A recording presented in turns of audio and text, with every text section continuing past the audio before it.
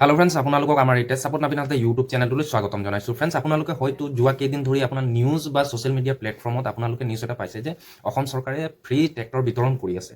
কিন্তু free tractor নহয়, কিন্তু এইটো আপোনালোকক মিনিমাম 10% এটা এমাউণ্ট দি আপোনালোকে সেই ট্ৰেক্টৰখন লাভ কৰিব পাৰে। কিন্তু ট্ৰেক্টৰখন পোৱাৰ আগতে আপোনাৰ গ্ৰুপৰ কি যোগ্যতা হ'ব লাগিব বা এলিজিবিলিটিৰ ক্ৰাইটেৰিয়া হ'ব লাগিব, সেইখিনি আপোনাৰ লগত আজি মই এই ভিডিঅ'টোৰ জৰিয়তে ডিছকাছ কৰিম। চ' আপোনাৰ গ্ৰুপ যদি আছে, গ্ৰুপৰ কি হোৱাটো উচিত, তেতিয়াহ'লেহে আপোনালোকে কি গ্ৰুপৰ থাকিব লাগে, তেতিয়াহ'লেহে আপোনালোকে এই ট্ৰেক্টৰ যিখন চৰকাৰে দি আছে এইখন আপোনালোকে লাভ কৰিবলৈ 99% চান্সেছ বাঢ়ি যাব। চ' ফ্ৰেণ্ডছ, আপোনালোকক মোৰ পিচিৰ ডাছবৰ্ডত দেখুৱাবলৈ চেষ্টা কৰিম যে Assam tractor scheme under CMSGUY বুলি এনেকুৱাকৈ আঁচনিৰ নাম দিয়া হৈছে। তাৰ পাছতে ইয়াত কোৱা হৈছে the state government of Assam launched the tractor distribution scheme under the chief minister সমগ্ৰ গ্ৰাম্য উন্নয়ন যোজনা বুলি এনেকুৱাকৈ যোজনাটো দিছে। দ্য মেইন অবজেক্টিভ বুলি কোৱা হৈছে যে ইয়াত যিবিলাক গ্ৰাম্যৰ এগ্ৰিকালচাৰ ছেক্টৰ আছে সেইবিলাক ডেভেলপমেণ্ট কৰাৰ ইয়াৰ মূল থিম বুলি কোৱা হৈছে। তাৰপাছতে ইয়াত তললৈ যদি আমি স্ক্ৰল কৰি যাওঁ, তাৰপাছত আমি দেখিছোঁ ইয়াত who can apply for Assam tractor scheme eligibility ইয়াত দিয়া হৈছে, যোগ্যতাসমূহ দিয়া হৈছে। চ' 1 নম্বৰত যদি আমি চাবলৈ যাওঁ, ইয়াত কোৱা হৈছে যে Assam tractor scheme benefit can not be availed by individual. যদিহে ফ্ৰেণ্ডছ আপোনালোকে অকলশৰীয়াকৈ ব্যক্তিগতভাৱে যদি আপোনালোকে ট্ৰেক্টৰখন ল'ব বিচাৰে, তেতিয়াহ'লে আপোনালোকে এই ট্ৰেক্টৰখন লাভ কৰিব নোৱাৰে। ইয়াত স্পষ্ট আকাৰে লিখা আছে যে অকলশৰীয়াকৈ আপোনালোকে ল'ব নোৱাৰে। তাৰ কাৰণে আপোনালোকক কি কৰিব লাগিব, a group of 8 to 10 member who are the actual adult farmer of the same village. যে ইয়াত কোৱা হৈছে আপোনালোকৰ এটা গ্ৰুপ থাকিব লাগিব, য'ত আপোনাৰ 8জনৰ পৰা 10জন ব্যক্তি হ'ব লাগিব আৰু তেওঁলোকে এডাল্ট হ'ব লাগিব, অৰ্থাৎ 18 বছৰ ওপৰৰ হ'ব লাগিব, লগতে একেখন গাঁৱৰে বাসিন্দা হ'ব লাগিব বুলি ইয়াত কোৱা হৈছে।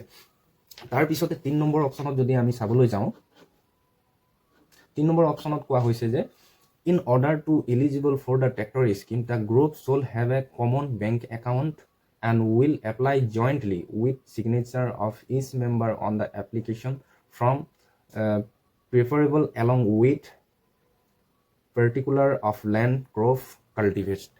ইয়াত কোৱা হৈছে যে ফ্ৰেণ্ডছ,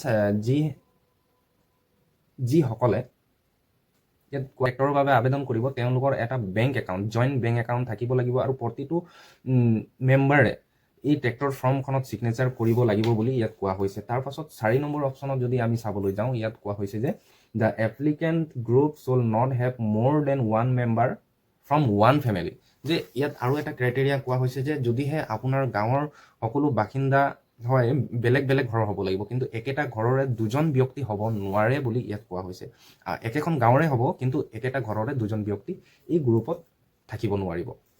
তাৰপিছতে আপোনালোকক ক'ম যে ইয়াৰ ছাবচিডি কেনেকুৱা ধৰণৰ দিয়া হয়।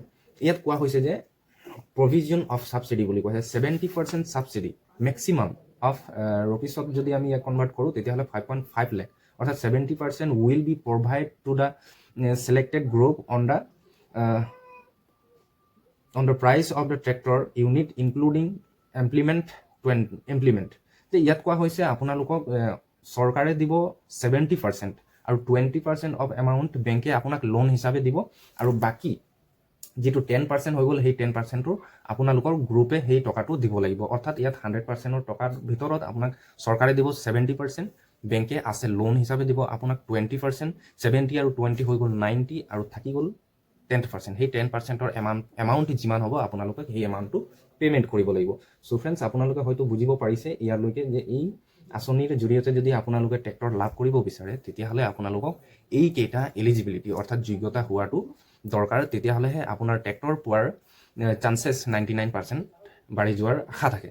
চ' ফ্ৰেণ্ডছ, আজিৰ মোৰ ভিডিঅ'টোত ইমানেই। আশা ৰাখিছোঁ আপোনালোকে মোৰ এই ভিডিঅ'টোৰ জৰিয়তে কিবা এটা আপোনালোকে ইয়াৰ বিষয়ে সাম্যক জ্ঞান পাবলৈ সুবিধা পালে। আৰু যিসকলে এতিয়ালৈকে আমাৰ চেনেলটো যদি ছাবস্ক্ৰাইব কৰা নাই, তেওঁলোকে আমাৰ চেনেলটো ছাবস্ক্ৰাইব কৰি ছাইডত থকা বেল আইকনটো প্ৰেছ কৰি দিবলৈ অনুৰোধ জনালোঁ।